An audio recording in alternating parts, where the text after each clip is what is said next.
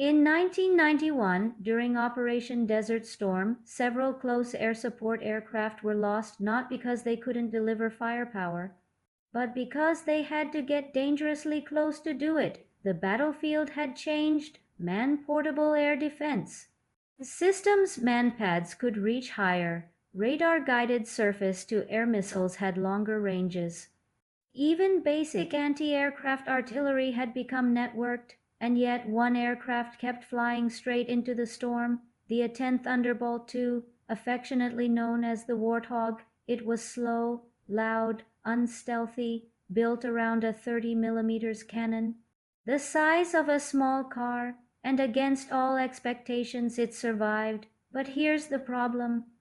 Modern air defenses are no longer radar stations and missile batteries working independently. They are integrated, layered, and software-driven systems. A flying tank designed in the 1970s cannot simply brute force its way through 2035 airspace.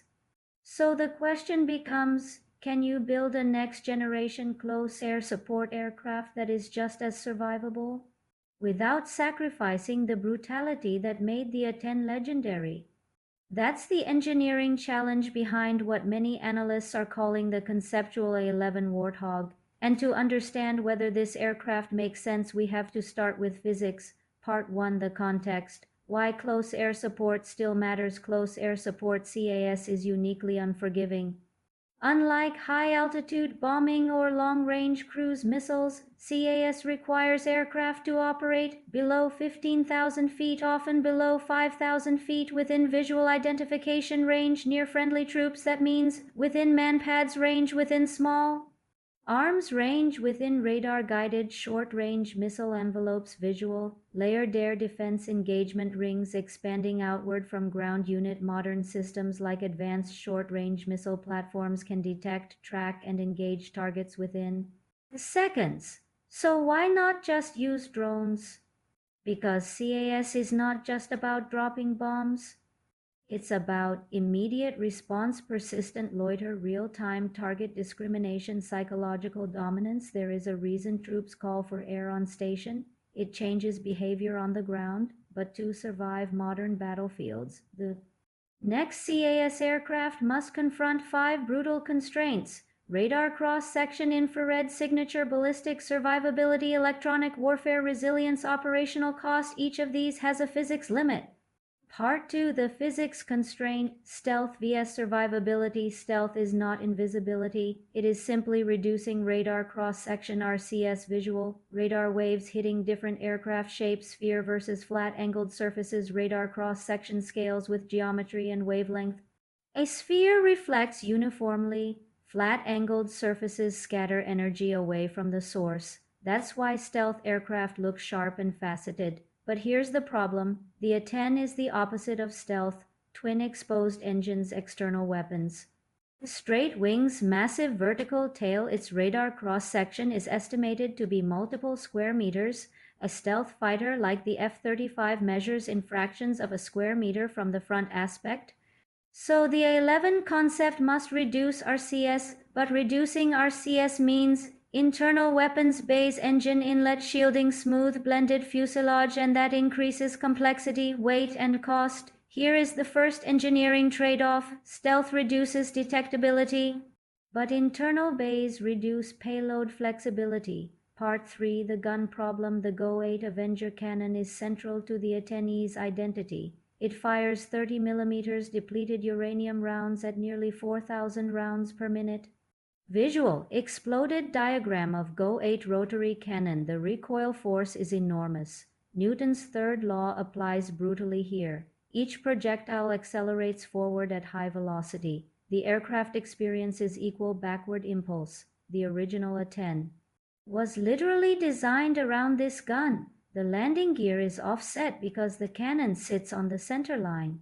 If the A-11 keeps a high-caliber cannon, structural reinforcement increases weight, ammunition storage adds mass, internal gun bays compromise stealth. If it removes the gun, it sacrifices one of the most precise CAS tools ever built. And here's the uncomfortable truth: precision-guided munitions have largely replaced strafing runs. A JDAM dropped from altitude can destroy a tank without entering gun range, so does the A-11 even need a cannon? Or is the cannon emotional rather than tactical? That's not marketing, that's engineering reality. Part for infrared signature. The heat problem: modern missiles don't need radar. They look for heat. Jet engines produce extreme exhaust temperatures. Infrared guided missiles track that heat plume. The original A-10 mitigated this by mounting engines high and partially shielded by the tailplane. Visual thermal imaging. The comparison of engine placements: the A-11 would likely use high bypass turbofans, employ exhaust mixers, integrate infrared suppression coatings, but high bypass engines increase frontal area. Increased frontal area increases drag. Drag increases fuel burn. Fuel burn increases logistics footprint, and logistics wins wars. Part 5: Ballistic survivability. The A-10's titanium bathtub protects the pilot from 23mm rounds. Visual.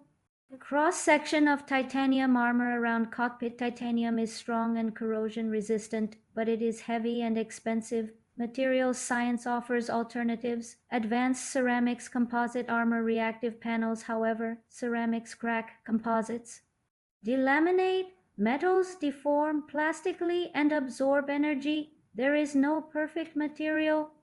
Every kilogram of armor reduces fuel range, payload. The A-11 must balance armor with stealth, but stealth aircraft typically avoid armor because they rely on not being hit. That's a philosophical shift. Are we designing a flying tank or a stealth assassin?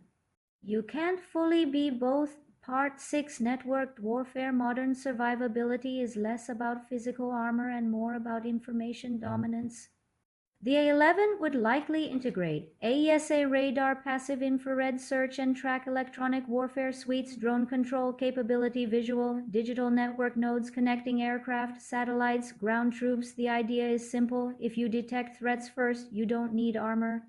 But electronics, SAD, power requirements, cooling demands, maintenance complexity, thermal management becomes critical. Electronics generate heat. Heat increases infrared signature. We return again to physics. Part 7: Range and loiter close.